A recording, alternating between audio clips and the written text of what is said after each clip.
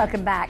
Prince Andrew's once again defied his brother King Charles. The disgraced Duke is reportedly refusing to leave Royal Lodge at Windsor to allow for vital repair work. This is because apparently he's nervous that if he goes out of the building, goes out of the front door, they won't let him come back. So joining me in this studio to discuss this, TalkTV Royal Editor Sarah Hewson. Sarah, how lovely to see you. Hello to you, Vanessa. So everybody knows that if you can possibly leave your home while the builders and decorators are in, you do, if you possibly can. And only Prince Andrew is thinking otherwise. So what's going on? Claiming squatters' rights, I guess, isn't he? Yes, the standoff over Royal Lodge appears to be continuing. It needs some major renovation work due to start later on this summer on the roof. Prince Andrew has reportedly been told that it would be difficult for him to live there, but he is anxious about leaving the property for fear that he won't get back in. Now, he could be moved just down the road to Frogmore Cottage, which is currently being inhabited by his daughter Eugenie and her husband Jack and their two children, the new baby Ernest. He could always get a room there and bunk in with the family and maybe help out with a bit of the childcare, but he doesn't want to because he's worried he won't get back in. Now, we know that the King's been trying to get him out of Royal Lodge for some time now, but Andrew has a 75-year lease with the Crown Estate. He paid a £1 million one-off sum for it, £250 a week to stay there. He's still got 50 years left on that lease. He has spent some £7 million, according to estimates, on renovations to the property himself, and is not up for budging. OK, so if you had a 50-year lease on a place that you didn't want to leave, why would you leave? Why should he leave? How can the King lean on him and make him leave if he wants him to? Given that it's a 30-room mansion, they may be doing work to the roof, but there'll be plenty of other spaces for him to be in, I would imagine. And they say 36 bedrooms.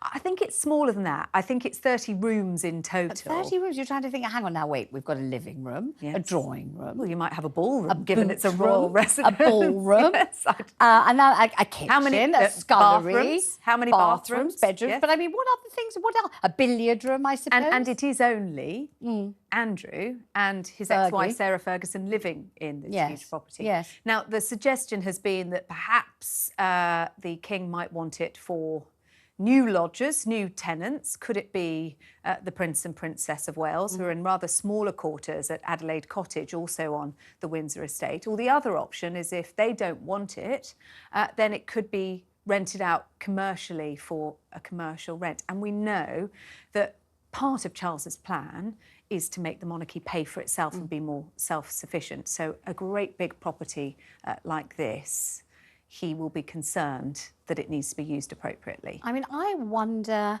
how he thinks this looks, A, and B, whether Prince Andrew cares how it looks. Because, you know, in a cost of living crisis, when you've been so, you know, badly disgraced that you've effectively been removed from, you know, all royal duties and you're not doing any of the things you used to do at all. So everybody knows he's not really doing anything at all. Nobody can think what he could be doing.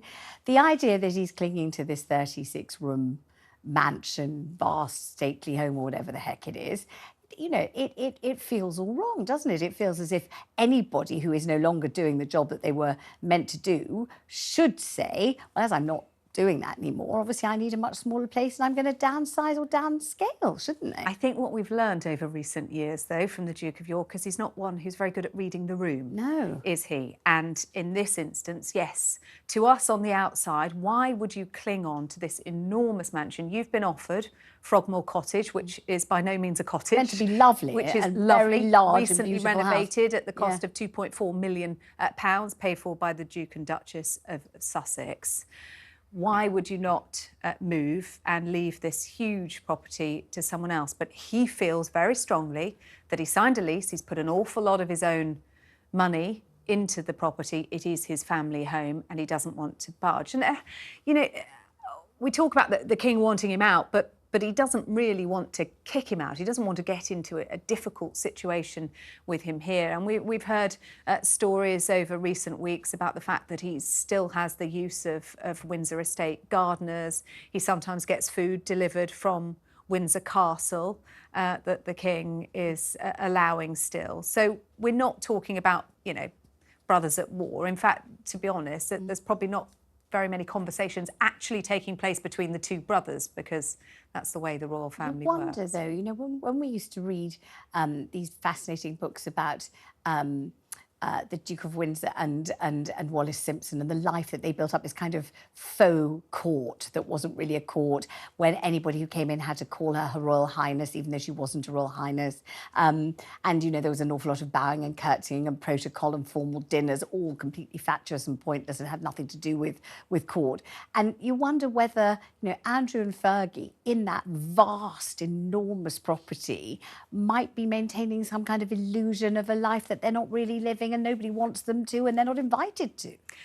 And I mean, look, Fergie's out there. She's published a new book recently. She's got a new podcast. I think she realises that he's lost his allowance. She's got to be able to pay her way. They would argue they want a home for their daughters and their grandchildren to be able to enjoy as well. But, you know, it's something of a luxury, isn't it? And as for Andrew and what he does, well, what can he do? Because charities don't want him. He can't be there in the public eye. I think his daughters have expressed their concern about what happens next to him.